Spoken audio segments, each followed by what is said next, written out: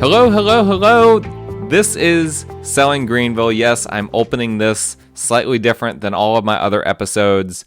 We are excited. I don't know why. Well, it's holiday season, all this fun stuff that we're doing, giving out gifts, meeting with family, lots of cool things. I'm excited. We're near the end of the year 2021. It's been pointed out that next year, when we say the year, we'll be saying 2022, which sounds like we're saying like 2020 also, or 2020 all over again. So perhaps we will need to change what we say for this upcoming year to perhaps the year of our Lord 2022 or something like that, so that it doesn't just sound like we're saying 2022. Because we don't want to relive 2020, right? That was not a year. None of us enjoyed that year. Nobody likes to be surprised by a pandemic that comes from overseas. So let's not relive 2020 again. It's a new year. You know what they say, all these catchphrases, new year, new you, all these things. I don't know. But what I do know is that we have a podcast here about real estate, and I am not going to skip. Just because we are in the middle of all these holidays, I'm recording this podcast early so that I don't have to, be recording in the middle of all the holiday seasons. And I appreciate you guys listening as you're doing all your holiday activities. So thank you very much for tuning in. Just a reminder, as always, rate, review, subscribe, download, all of those wonderful things to make sure that you support the episode, to support the show, and to make sure that you don't miss any future episodes that we produce. I try to come out with some good content for you guys, and I'm excited about this week. I'm excited about next week as well. I'm excited about what we have coming up for this show in the upcoming year. We're near episode 100. I'm trying to decide what special thing to do for that. So I'm excited. Make sure that you don't miss any episodes. Make sure that you just hit that 5-star button and leave a little nice little review for me. And as always, all of my contact information hopefully gets out in the show notes. I put it in there. I know I had to put like an extra space in there, which probably shows up weird in some podcast platforms. But nonetheless, I have to do that because of the Apple Podcast app changed some things earlier this year and made that mandatory for whatever reason. So it is what it is. Apple can throw their weight around. Love them, hate them, whatever. They are a big player, but we're on a lot of different platforms. It's not just the podcast app on Apple. You should be able to get this podcast on pretty much any platform that's out there. And if not, let me know. I can find ways to get this show on a different app, on a different podcast platform. So just let me know if you need that. All right, today, as we're thinking about, as we're going into a new year, right? We're right on the verge of entering a new year. I'm thinking about what happens if you decide, you know what, I'm going to wait another year before I make a move, before I make a purchase, before I buy my first home. I'm not ready. The market is just a little bit too crazy. I just kind of want to sit things out for now and just kind of, wait to see if it slows down, wait to see this or that. Wait until the school year is out, all of these things. What happens? What can we reasonably predict will happen in terms of pricing, in terms of mortgage payments, in terms of what you can afford, let's just say a year from now? And we talked about, if you didn't listen to last week's market stats episode, we talked about a lot of different things related to pricing and trajectories and trends. And really, the conclusion I've come to is that the housing market, it's not going to slow down very much, if at all, in 2022. There, at the moment, are no indicators outside of a little bit of an increase in mortgage interest rates But um, outside of those increasing dramatically, like let's say that they go into the fours, in the 4%, that type of range, I don't see it personally. I don't see it having that huge of an impact. We've seen those mortgage rates fluctuate all year. I'm not ready yet to say that is going to slow down the market that much. So we talked about, in general, we have seen market-wide appreciation of about 1% per month. Prices are going up. Real estate prices in the greater Greenville area are going up about 1% per month. Well, on top of that, we have interest rates going up as well. They were down to, below 3% for a good bit of time there. Now they're generally speaking up above 3%. That's something that we have to reckon with, and the Fed has indicated, as we mentioned last week, that rates are going to continue to creep up because they want to make sure that inflation doesn't become a major problem. They're concerned about inflation. I'm no expert about all of that stuff, so I'm simply regurgitating what I've read, what I've heard. There's not going to be a whole lot of nuance in terms of how I present that because I don't fully get into all of the mechanics of the Fed's tinkering and all of that. I just look at it from the standpoint of how it impacts me. We talked about last week that the median sale price in the greater Greenville area got up to $285 for the month of November, which is an insane number, an absolutely insane number for the median price point.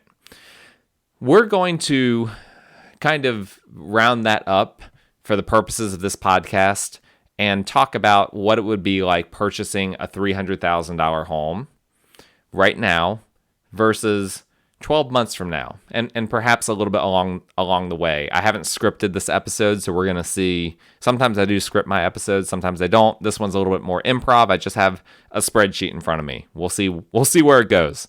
But I've done this. I've broken out I started with the number $300,000, right? And then I'm assuming, a conventional loan at 5% down payment so that your loan amount would be your starting principal for your loan would be 95% of $300,000, which is $285,000. I then took, based on, I believe it was the Devenger tax district, if I remember correctly. I looked at that tax district and looked at, okay, generally speaking, what is a $300,000 house going to be taxed at if you're an owner-occupant, or if you are a non-owner-occupant, if you're an investor, how does that impact things? I also am putting in here PMI. Remember, if you have less than 20% of a down payment when you purchase your house, you have to pay some kind of mortgage insurance. Sometimes it's called PMI, sometimes it's called MIP, whatever the case. I'm just going to assume, and this is probably the biggest variable out of all of them.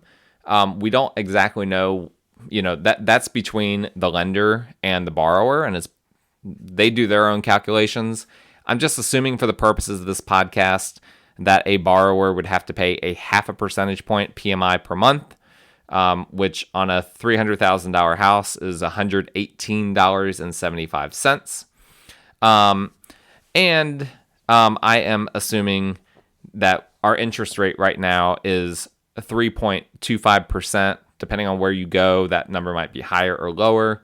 And I'm assuming as well that in addition to prices going up 1% per month, I'm assuming that the interest rate is going up 1% per month on that rate. Now, that could sound crazy. I don't mean that the rate itself is going up 1%. It's not going up from 3.25 to 4.25 to 5.25, but an increase of 1% per month on the interest rate. So you take 3.25 and say, what is a 1% increase to that whole number. That is what I'm assuming is going to happen this year. It may or it may not happen this year. I've looked at a lot of data. Some people think, that we're going to end up in the mid threes, and some think that we will end up in the fours in terms of what the mortgage rate will end up being on average by the end of this year. Who knows? We don't know exactly what the Fed is going to do in that way. But those are kind of my underlying assumptions, if you were able to keep track with all of that. And then with that in mind, we can kind of take a look at, okay, what is happening with all these prices, and then what is happening with our monthly payments over the course of a 12-month period of time if we wait. What is ultimately what I'm trying to get at is, what is the cost of waiting for a year to make your move, to make your real estate transaction? If you know that you're going to purchase a house, you know that you're going to make a move pretty soon, what will it cost you if you say, you know what, I'm not ready right now, I'm just going to wait a year? All right. So let's start with this. Let's start with just the purchase price, right? We're starting off with a $300,000 purchase price, and we are increasing that by simply 1% a month for 12 months, right? And by the way, I guess depending on how you look at this, you might say that I'm actually doing this based on 13 months, because the $300,000 column, the way it's set up in my spreadsheet, that is not month one. So you can sue me for that if you want, but I have 12 months. I have $300,000 in its own column, and then I have 12 months of growth after that. But again, we're talking about this in December, and so 13 months from now will be the 12th month of the new year, as it were. So I guess it all works out. So all that to be said, here is what we see the purchase price, the direction of the purchase price and some of these numbers going if you wait a year on a $300,000 house. It's everything starts to compound, right? So a month after 1% appreciation, a month later, that $300,000 house is now worth $303,000. The second month, $306,000. The third month, $309,000. The fourth month, $312,000, and it just keeps going up from there. And eventually, it starts to compound. Where by month 12, we're now at $338,000 and $338,047.51. Waiting a year is going to cost you, and if you're annoyed by how I did that, month 11 would be basically $335,000. Okay, so waiting a year on a $300,000 house is going to cost you roughly $35,000 to $38,000. Now that has on the total sales price. Now, how does that impact some of these other things? Well, your down payment is now more, which means that your cash to close is more. Your down payment, which was originally $15,000, now it's right at the verge of $17,000. So that's a huge increase from a percent perspective on your down payment. It's now gone up from $15,000 to $16,900. Your loan amount, of course, in that scenario would be about $321,000. Well, that also impacts your taxes, right? Because here's what typically happens in Greenville County. Once a real estate transaction happens, that automatically triggers a reassessment of the taxable value of the house. And usually that taxable value ends up being pretty darn close to the purchase price. Just so happens, the county, they're not doing any of their own work assessing the value of these homes. They're just looking at, it's sold for that price. Okay, then we're going to tax it at that price. So that goes up. So based on, like I said, I believe it was the Devenger. It was like a tax district that was referred to as Devenger or something or another. The starting price of your annual taxes at the 4% rate, so this is the owner occupied rate, would be $2,058 on a $300,000 house. If you now bump that up to a $338,000 house, now that number has gone up about $250. Now it's $2,318 per year. So you're paying an extra $250 to the county now every single year for the lifetime of your ownership in that house because you waited 12 months. And that number goes up even more if at the non-owner occupied rate. So at the non-owner occupied rate, let's say that this is an investment property for you. At $300,000, and this is one of the crazy things about Greenville, is that it's about 2.5 to 3 times the owner-occupied property tax rate if you're owning an investment property. So at $300,000, the 6% rate, which is the investor tax rate in this specific district that I was dealing with, would be $5,664. If you bought that same house at $338, now that number has just gone up. It went up $700 to now $6,382. So you have now, I mean, in some cases, depending on the type of property, that might be a half or a third of a month's rent. That extra $700. PMI, which if you're an investor, you're probably not paying PMI because you're probably over that 20%, threshold, 20% down payment threshold. But if you're an owner occupant, you've only put 5% down, PMI becomes a very real consideration. And so it's I'm calculating this off of a 0.5 percentage point. And that's based on the total loan amount. And so with the total loan amount of $285,000 on the $300,000 house, your PMI, which is a monthly, let me just explain PMI for a second. That's a monthly, quote unquote, insurance fee that you have to pay until you get to 20%. Although even at 20%, they don't drop it off. And this is like, to me, borderline illegal. The bank can still collect that until you reach 22% equity in the house. You have to request it at 20% for them to drop it off. So it's just a monthly fee that doesn't benefit you in any tangible way. So your PMI for a $300,000 house is $118.75 per month. Again, it may be higher, maybe lower, depending on the lender. I'm just ballparking it. That goes up to, if you waited until the 12th month here, waited a year, that goes up to $133.81. So that's an increase of $15 per month. So all these little things factor in and impact what your overall payment is. It all adds up. You hear all these different numbers, and yeah, they all impact each other. All right, so let's look at your mortgage interest rate.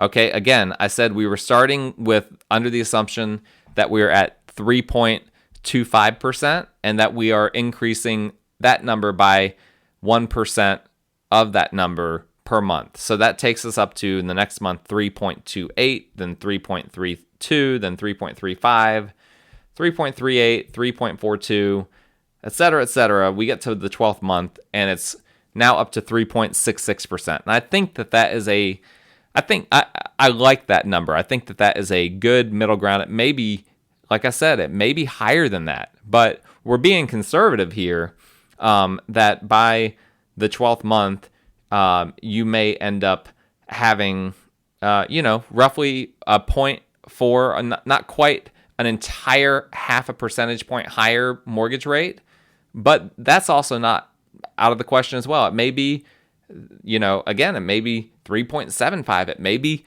4%. We have no idea going into this year, and that is a really, really big variable and a really, really big consideration.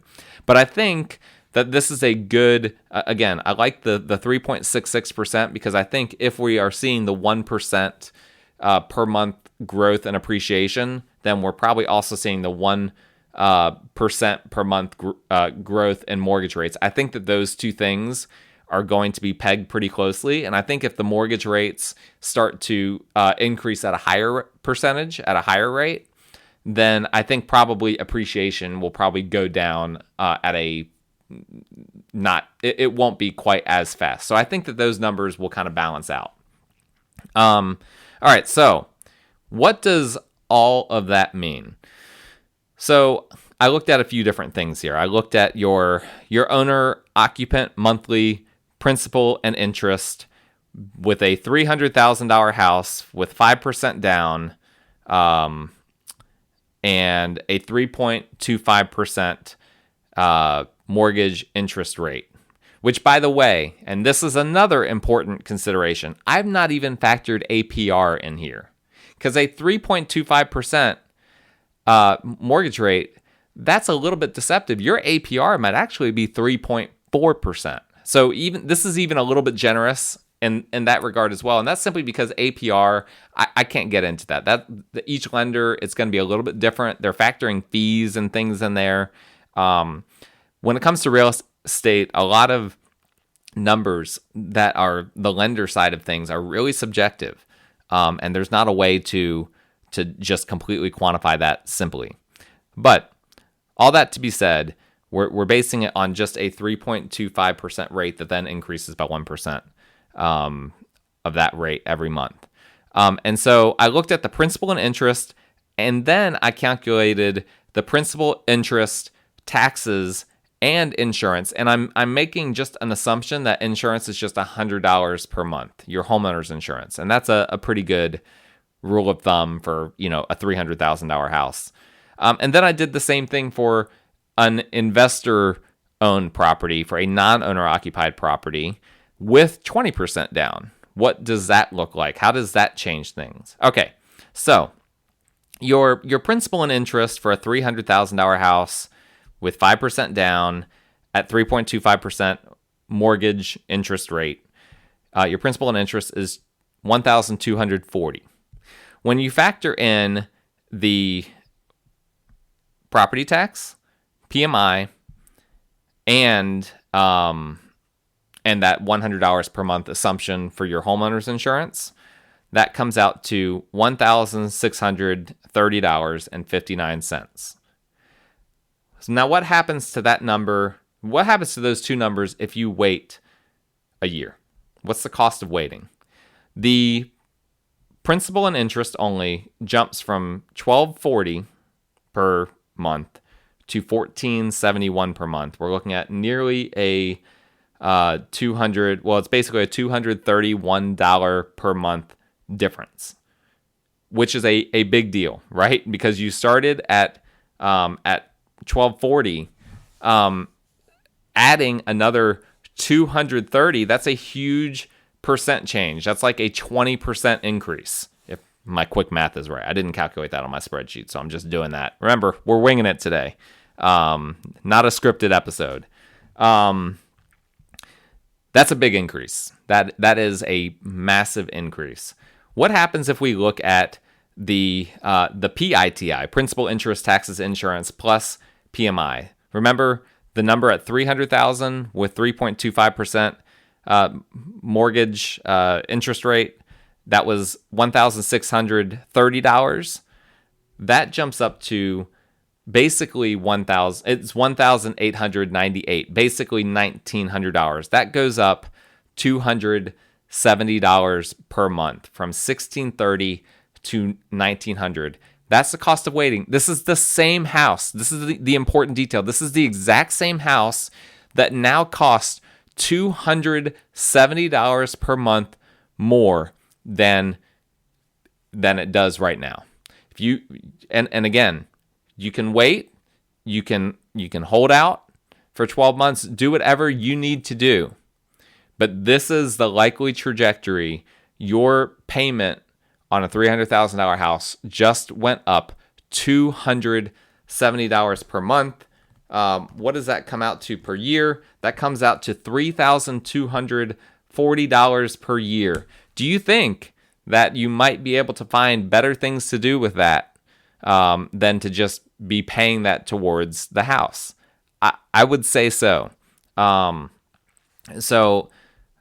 guys know I'm not a pushy realtor, and the goal of this podcast is not to tell you to get off the fence and buy a house. I'm simply laying out the data. This is what the data says. There is a major cost of waiting, and I think that people don't fully understand that.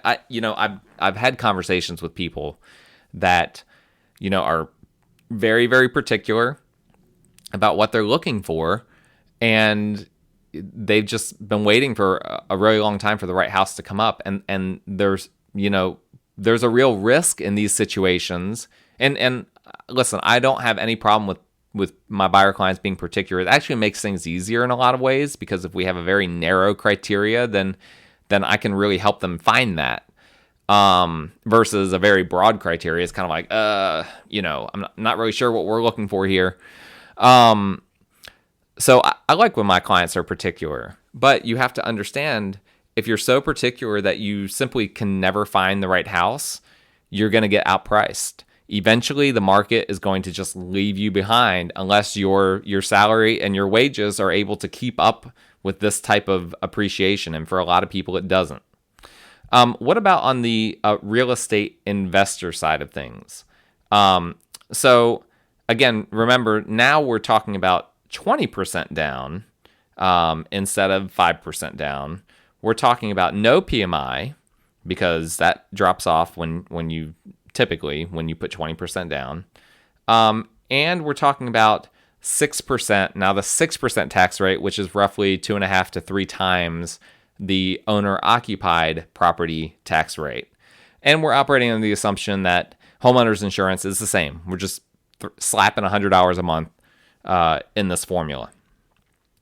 So the monthly principal and interest obviously drops because your principal, well, it drops because your total loan amount is lower.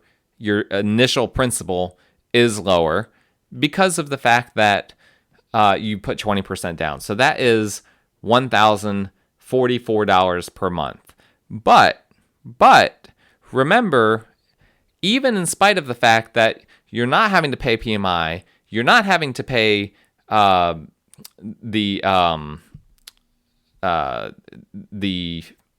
extra, amount of interest because of the fact that you put a higher down payment down. Even all of these different things don't account for the fact that the property taxes are so much higher. Your total payment, if you include principal, interest, taxes, and insurance, $1,616. It's almost $600 a month more. It goes up by nearly 60% just when you factor in taxes and insurance.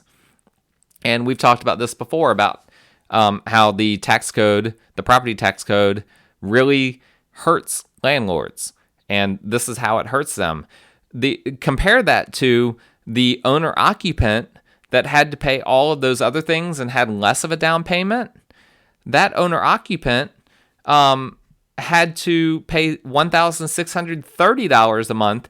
The non-owner-occupant, the real estate investor that put down $60,000 as a down payment, as opposed to the mere $15,000 that the owner-occupant paid, is only paying $14 per month less than the owner-occupant. That is an insane. That was one of the numbers on here. I talked last week about, a number that popped off the page that I was looking at with that data. That number popped off the page, how close those were, despite the real estate investor having to bring $45,000 more cash, not paying PMI, and still ending up basically at the same number as the owner-occupant. It's really insane.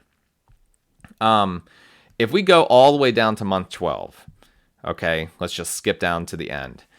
The principal and interest for the investor is $1,239. So that's interesting because that's essentially the starting number for the non-owner occupant, which was $1,240. That's the end number for principal and interest at the end of month 12 for the real estate investor. But that's an aside. That's basically an increase of pretty close to $200 a month from the $1,044 that we started with. So you wait a year, you're an investor, your principal and interest payment is going to be close to $200 a month more. That's a big deal. People don't realize landlords' margins are really slim. We're going to talk about this a little bit next week. $200 a month is a big, big deal when you're a landlord. In terms of the total PITI, that comes out to, now it jumps from $1,616 per month to $1,870 per month. So the total increase is about it's a little bit more than $250 per month.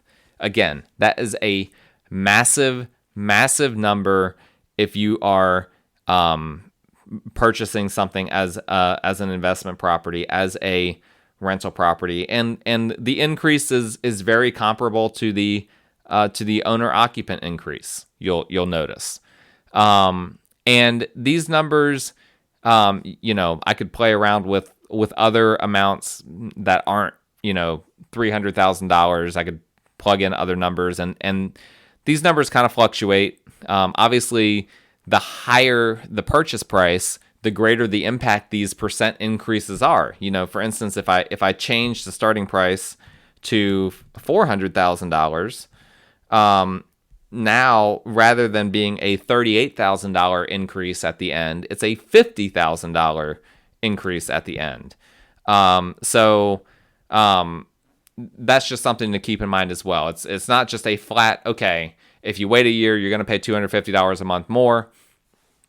It does vary. And of course, I will mention that we're just talking about numbers in aggregate. Not every house is going to appreciate 1% per month just in perpetuity. But this is what the market has been doing. And so this is the best that we have. This is the best that we can come up with in terms of the numbers. And I think it gives you an idea. This is what the cost of waiting is. It's a huge cost. It is a huge cost. And so everyone, has different reasons for waiting or for not waiting or for doing whatever it is that they need to do when deciding to make a move. Just understand that the market at the current pace that it's at, it's growing very quickly. And if you have family members that are on the fence about moving and they're saying, I don't know, maybe a year from now, maybe, something like that. I just want the market to slow down a little bit. There are no indicators the market will slow down.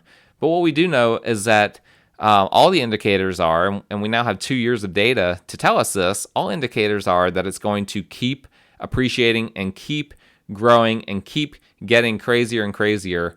And you could buy, some people, that extra $250 per month or whatever the amount is, that could be the difference between them qualifying for the loan or not. Like, it's not just the factor of whether you can, the fact that you're now outlaying an extra $3,200 per year. It's also the factor of the lender might not qualify you to even purchase that house that you could purchase at $300,000. Now you can't purchase it at $338,000. And so those are all things to consider. And I hope that is helpful for you guys as you think about, okay, what does all this mean? What are all these moving parts? How does this relate to waiting for however long to move into the market, to make a purchase? Hopefully that simplified things with you guys a little bit. And that's something that you guys can consider. If you want to even look at my spreadsheet, I'd be happy to share that with you guys as well. Just let me know. All of my contact information is in the show notes. Like I said, if you want to look at that spreadsheet, happy to share it. Not a big deal. It's not proprietary. And you guys could calculate all of this on your own if you wanted to get into the weeds yourself. But please reach out to me for any of your real estate needs. Please subscribe to the show if you haven't already. Rate, review it, do all of those things. Download episodes. That helps out the show. I appreciate it. Hey, we're almost in the new year, the year of our Lord, 2022. I hope that you guys have a wonderful new year. Get out the bubbly. Shoot off some fireworks, cover your dog's ears so that he or she doesn't freak out when those fireworks are going off, and we'll see you next year.